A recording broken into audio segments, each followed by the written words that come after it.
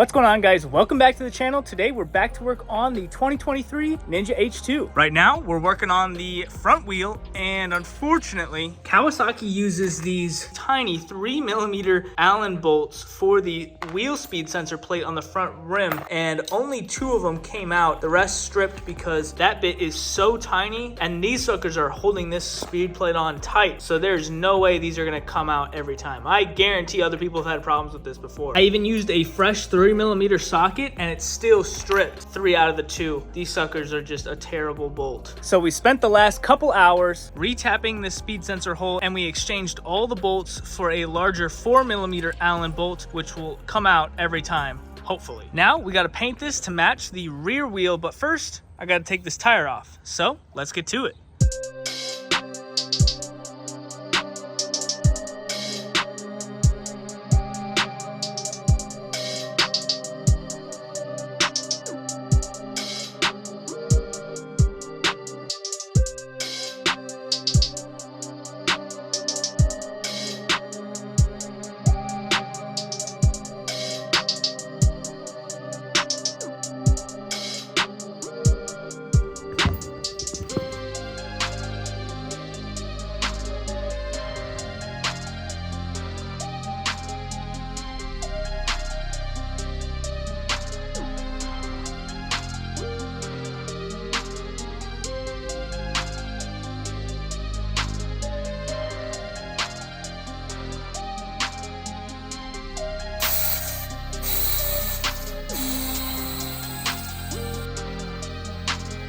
Alright, I'm sure you guys have seen me do this 100 times now, but we are changing out another tire with the Rabaconda stand. This stand is a huge game changer when it comes to working on bikes in the garage. We're starting off by breaking the bead on both sides of this wheel. Now this was pretty tough because this Rosso 4 had been on this Ninja H2 front wheel for quite some time, so it took a lot of tries, but eventually we got that bead broken on both sides.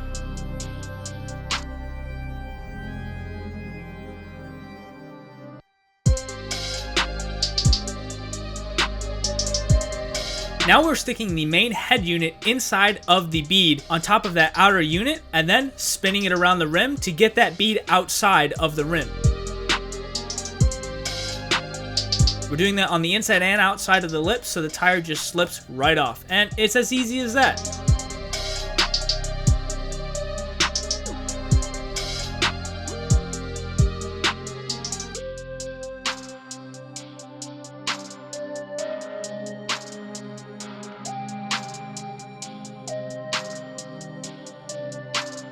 You could also see the dust from that wheel when we shook it out. And then a few simple pieces get disassembled and the rim comes right off. Super easy and simple.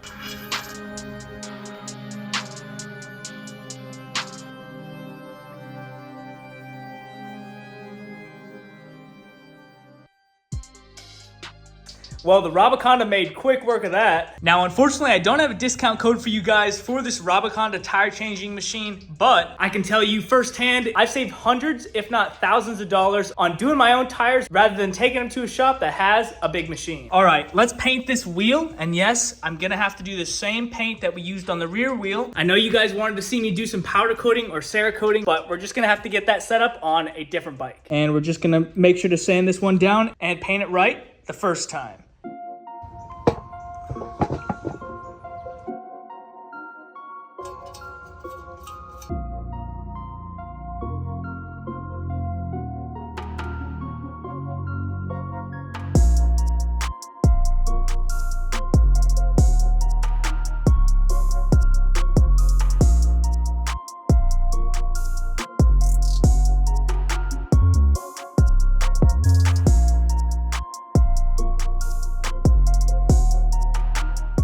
Okay, so the intermission for today's video is a baby bird is stuck in the gogwell pit, so rescue mission. He cannot get out. Man, he's good, but not good enough. We got this piece of plywood we're gonna lay out so he can hopefully climb out. Hopefully mom doesn't attack me.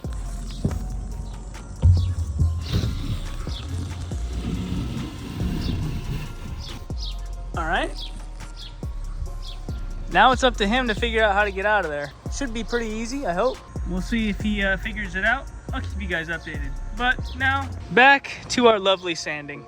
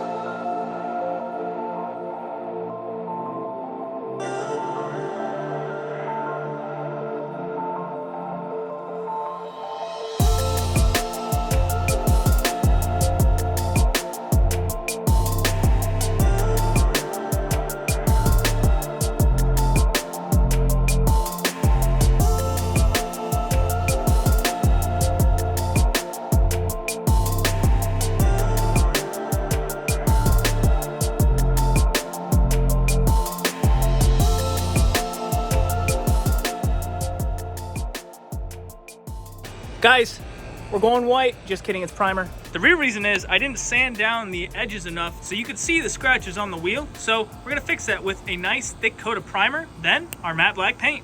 Let's do it.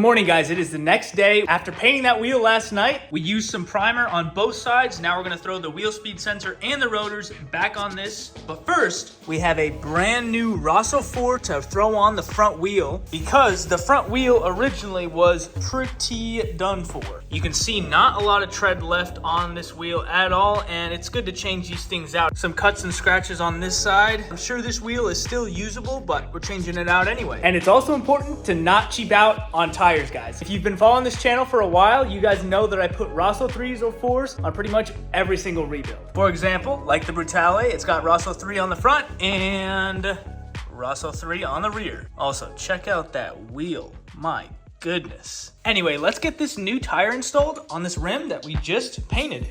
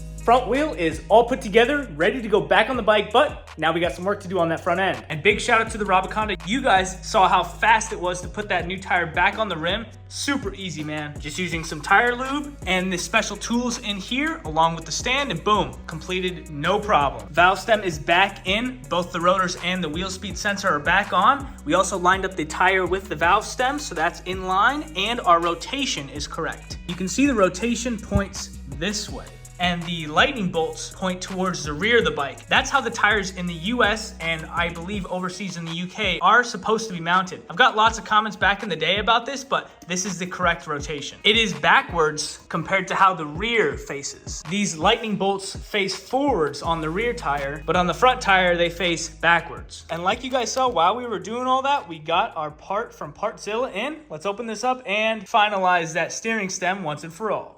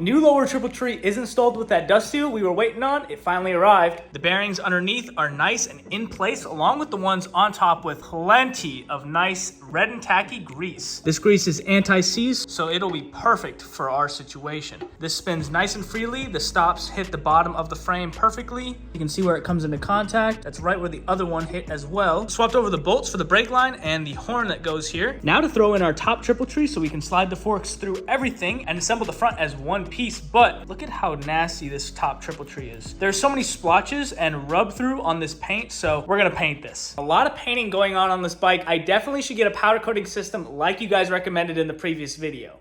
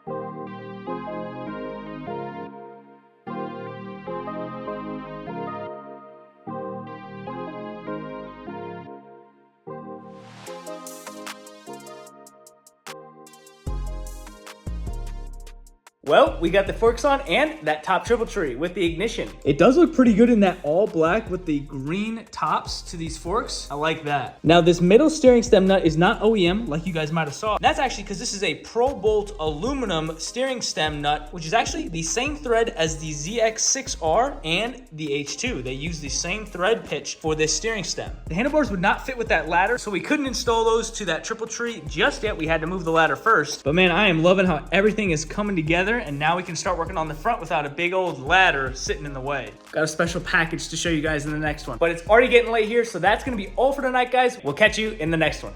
See ya.